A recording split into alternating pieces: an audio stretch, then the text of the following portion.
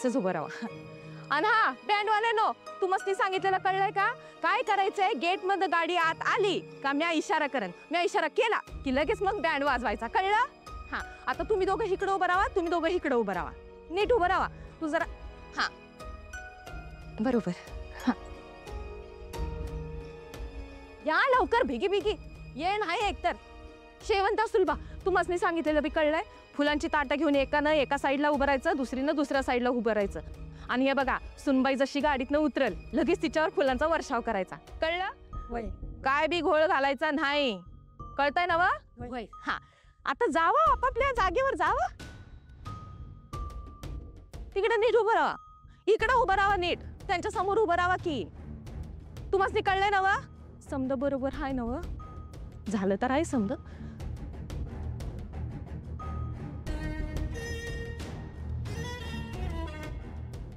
झालंय नाही तसंच समद केलंय बघ. समद्यासनी नीट सांगितलंय म्या. हा, तू काळजीच करू नकस.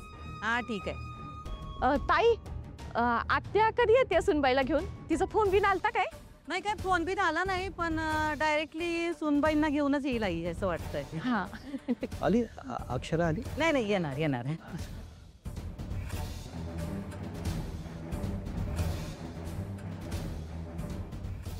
ऐसा काय व्हायचं?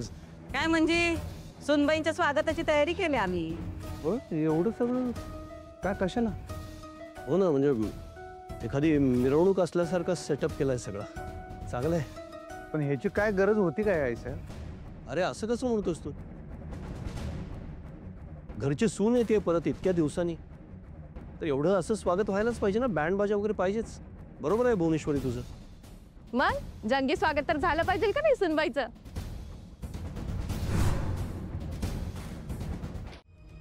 आधी दुर्गेश्वरी मॅडम आल्या, मग आजी आल्या. म्हणजे काय चाललंय काय? चारुहास दादांनाही तू घरी यायला हवीयेस म्हणून ते तुला न्यायला घरी आले होते ना आपल्या. मग आता ते तुला म्हणतात की घरी येऊ नकोस. अगं नक्की काय त्यांच्या मनात? त्यांचं एक का ठरत नाहीये? आधी एक नंतर दुसरं. अक्षर काय चाललंय ग हे सगळं? शिवाय तू ते अटी वगैरे ते काय सांगितलं होतंस ना, त्याच्यावरही माझा अजिबात विश्वास नाही अक्षर. म्हणजे असं काही होऊ शकतं असं मला वाटत सुद्धा नाहीये. हे बघ, तेव्हाच तुला सांगितलं होतं तू त्यांच्या भरोशावर राहू नकोस. आता हेच बघ ना, जो माणूस तुला इथे घरी न्यायला आला तोच माणूस तुला आत्ता सांगतो की तू आत्ता घरी येऊ नकोस म्हणून. याचा काय अर्थ घ्यायचा अक्षरा? बाबा, त्यांनी मला जे काही सांगितलं त्यामागे एक कारण आहे. कसलं कारण? मला बाबा म्हटले की तू आता इमोशनल होऊन घरी येऊ नकोस. जर तसं केलंस तर तुला तुझं म्हणणं मांडायला नंतर संधीच मिळणार नाही. बाबा, कसं आहे, भुवनेश्वरी मॅडमना आता लग्न करायचंय बाबांशी. काही करून लग्न करायचंय आणि त्यासाठी त्या वाटेल ते करायला तयार आहे. बघा ना, त्यांनी दुर्गेश्वरी मॅडमना पाठवलं मला घरी परत न्यायला. जेव्हा मी त्यांचं ऐकलं नाही तेव्हा त्यांनी आज आजींना पाठवलं, कारण त्यांना माहीत होतं मी आजींना नाही म्हणू शकणार नाही. म्हणून मला बाबांनी सांगितलं की तू मन घट्ट कर आणि आजींना नाही म्हण. आणि तुझ्या शाळेबद्दलच्या, विद्यार्थ्यांबद्दलच्या आणि एकूण माझ्या आणि अधिपतींच्या संसाराबद्दल ज्या काही मागण्या आहेत त्या स्पष्टपणे मांड. आणि जर त्या पूर्ण होत असतील तरच घरी ये. आणि ते म्हटले की फक्त तोंडी नाही, त्यांच्याकडून कायदेशीररित्या लिहून घे असं मला सांगितलं बाबांनी. मला हे पटलं सगळं, म्हणून मी आजींना नाही सांगितलं. खरं तर त्यांना दुखवायचं माझं मन होत नव्हतं. खूप खूप अवघड गेलं माझ्यासाठी. पण माझं आणि बाबांचं ठरलं होतं की आज काहीही झालं तरी घरी परत जायचं नाही, म्हणून मी आजींबरोबर परत नाही गेले. आणि शिवाय ओंकार भाऊजींकडून पण मला तोच निरोप मिळाला. तेव्हा माझं मत अजूनच ठाम झालं. काय अधिपतींचा कसला निरोप आला तुला? अगं, त्यांनी मला सेम गोष्ट करायला सांगितली. अधिपतींनी तुला निरोप का पाठवला? ते स्वतः तुला बोलू शकतात ना या गोष्टी. मग काय तर.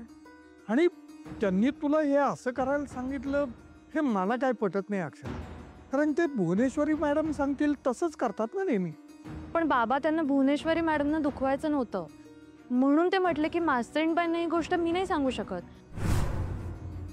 मग ओंकार भाऊजीच म्हटले की मी देतो तुमचा निरोप, म्हणून ओंकार भाऊजींनी सांगितलं. आणि कसं आहे बाबा, त्यांचा निरोप, त्यांचा मुद्दा माझ्यापर्यंत पोहोचणं एवढाच मुद्दा होता आणि तो पोहोचला. आणि त्यांनी सांगितलं तसं मी केलं.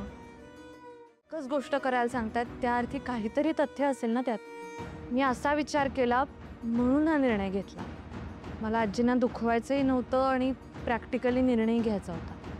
म्हणून मी आजींना म्हटलं की मी आज नाही येऊ शकत तुमच्याबरोबर.